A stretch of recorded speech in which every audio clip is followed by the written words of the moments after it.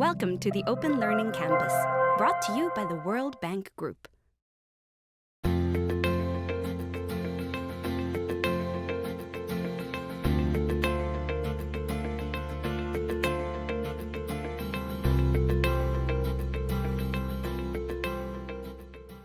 Sea level worldwide. Le niveau de la mer monte partout dans le monde. Nous voyons ici les mesures de l'élévation du niveau de la mer. On voit clairement que celui-ci s'est élevé d'environ 20 cm depuis la fin du 19e siècle. Si on regarde la courbe, on voit également que la montée du niveau de la mer s'est en fait accélérée. Au cours des 2 dernières décennies, pour lesquelles on dispose aussi de mesures satellites, indiquées en rouge ici, on constate que le niveau de la mer monte à raison de plus de 3 mm par an. Les principales causes de cette élévation du niveau de la mer sont assez claires. Tout d'abord, l'eau se dilate sous l'effet de la chaleur. Les océans se réchauffent et les volumes augmentent. La seconde raison est la fonte des glaciers continentaux, c'est-à-dire les glaces de montagne, mais aussi les grandes calottes glaciaires du Groenland et de l'Antarctique. L'importance respective de ces facteurs varie selon la période exacte considérée. Quand on regarde les 50 dernières années, environ la moitié de l'élévation du niveau de la mer a été causée par la dilatation de l'eau due au réchauffement, tandis que l'autre moitié est due à la fonte des glaces. Si on regarde la période plus récente, la part de la fonte des glaces, en particulier des 2 grandes calottes glaciaires du Groenland et de l'Antarctique, a grandement augmenté et est devenue le facteur dominant dans l'élévation du niveau marin.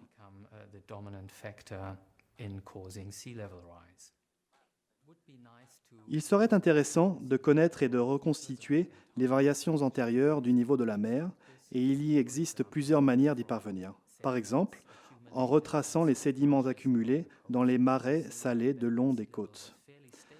On voit que le niveau marin est resté relativement stable au cours des 2 derniers millénaires. L'optimum médiéval a probablement connu une légère élévation du niveau de la mer, mais la remontée moderne qu'on observe aujourd'hui ne s'est véritablement amorcée qu'à la fin du 19e siècle, en même temps que le début du réchauffement climatique. Si on essaye de rassembler les données passées et qu'on s'intéresse à l'évolution future du niveau de la mer, on obtient de ce très beau graphique du dernier rapport du GIEC qui montre l'élévation du niveau de marin depuis 1700 et l'accélération de la remontée moderne à la fin du 19e siècle. Le graphique montre également 2 scénarios possibles pour l'avenir. Vous voyez ici en bleu un premier scénario qui repose sur la réduction très stricte et efficace des émissions, dans lequel on atteint 0 émission de gaz à effet de serre d'ici 2070. Le scénario en rouge prévoit quant à lui une poursuite de l'augmentation incontrôlée des émissions. C'est malheureusement sur cette seconde voie que nous sommes engagés aujourd'hui. L'élévation du niveau de la mer ne va pas s'arrêter en 2100. La raison est que les grandes calottes glaciaires réagissent très lentement au réchauffement de température.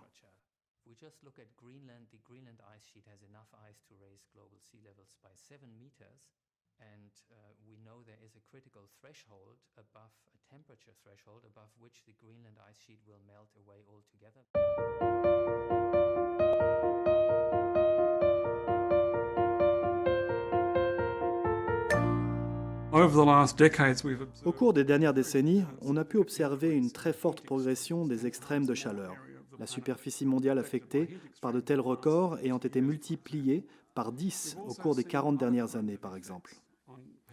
On a également constaté d'autres effets sur les populations. De toute évidence, les vagues de chaleur et leurs effets sont bien connus de la quasi-totalité des habitants des régions susceptibles d'y être soumises. L'augmentation du nombre des victimes humaines et de la mortalité a des effets très néfastes sur l'agriculture. Mais on peut aussi observer d'autres effets sur le développement économique et la croissance, en particulier dans les régions les plus pauvres. L'une des conséquences du réchauffement climatique, connue des scientifiques depuis longtemps, est que le réchauffement moyen augmentera la durée, l'intensité et la fréquence des vagues de chaleur. L'un des ensembles de risques que l'on voit émerger en Afrique subsaharienne du fait de l'augmentation des températures extrêmes associées aux changements prévus au niveau des précipitations sur une grande partie de la région est l'accroissement de l'aridité. Si l'aridité s'accroît, elle touchera et réduira la production de bétail et la production agricole dans toute la région, menaçant ainsi la sécurité alimentaire et les moyens de subsistance des populations. Les températures extrêmes auront tendance à aggraver le problème et, selon nos modèles climatiques, à s'accompagner tout au moins d'une sécheresse accrue dans cette région du monde. Et l'association de ces facteurs posera des problèmes majeurs aux populations locales pour ce qui est de leur capacité à se nourrir et en ce qui concerne la durabilité de leur société dans la région. Les populations étant dans l'incapacité de se nourrir, les conséquences de l'insécurité alimentaire pourraient se traduire à l'échelle régionale par des flux migratoires, entraînant des problèmes de sécurité régionale, voire à plus grande échelle.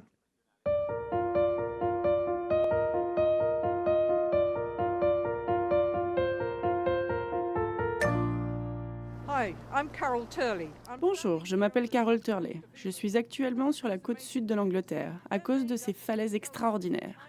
Elles sont composées de squelettes des minuscules organismes marins, et elles racontent une partie de l'histoire de ce qui me préoccupe vraiment, à savoir l'acidification des océans.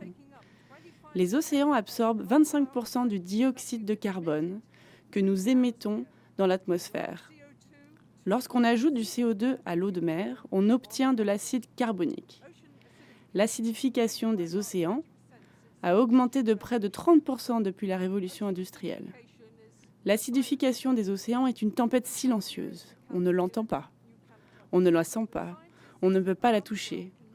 Mais les scientifiques du monde entier peuvent la mesurer sur les stations d'observation océanographiques à long terme.